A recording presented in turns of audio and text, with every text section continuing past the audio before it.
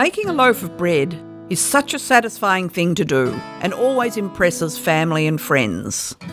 This video demonstrates important aspects of bread making, such as kneading, proving and shaping. Once mastered, you will be able to experiment with flours, seeds and shapes to make different styles.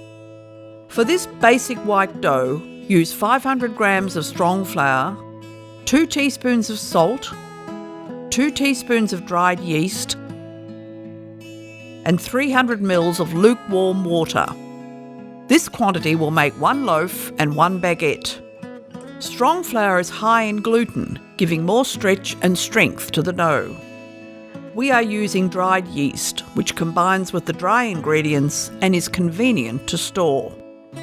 Bread can be made by hand, but it is easier to use a stand mixer. Put the machine on a damp tea towel for grip. I use the paddle attachment for the first process. Add dry ingredients to the mixer and combine with warm water. Mix until roughly combined.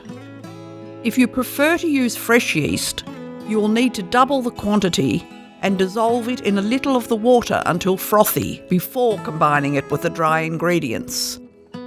The dough will look raggy at this stage.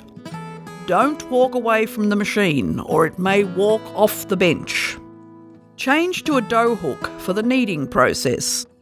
Mix for approximately 5 minutes until the dough has formed a ball and come away from the sides of the bowl. Transfer dough to a smooth work surface and continue the kneading by hand. Bring together in a ball.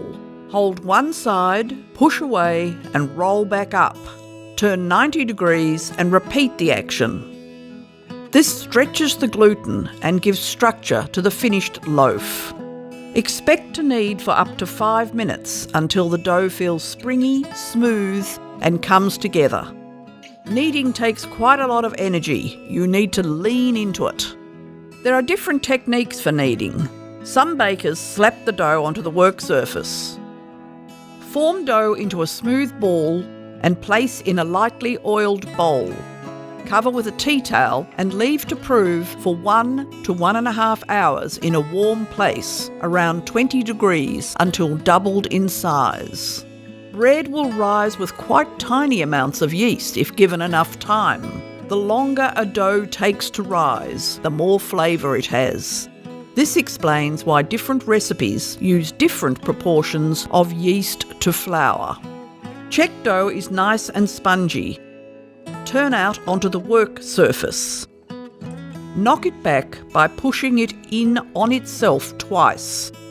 We're going to use 2/3 to make a loaf. Flatten the dough into a rectangle, fold 1/3 into the middle and fold the remaining third over that section. This is known as giving the loaf a spine and ensures the loaf maintains its structure when baked. Press together using the palms of the hands to make a torpedo-shaped loaf. Dust with flour, place it delicately seam down on a non-stick baking sheet. For a baguette, it is a slightly different process. Lift and turn the dough, fold in on itself and press with the palms to bring together. Flip and pinch along its length.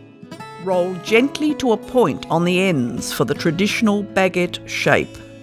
Preheat the oven to 250 degrees centigrade. Cover shaped bread with a tea towel again and leave to recover for approximately 30 minutes. Just before baking, the loaves are slashed with a sharp knife to allow even rising. Bread really likes a humid atmosphere which helps develop a good crust, so the oven walls are sprayed with water quickly just as the loaves go in. Bake for 25 minutes. Cooked bread should sound hollow when tapped on the base. Always cool before slicing.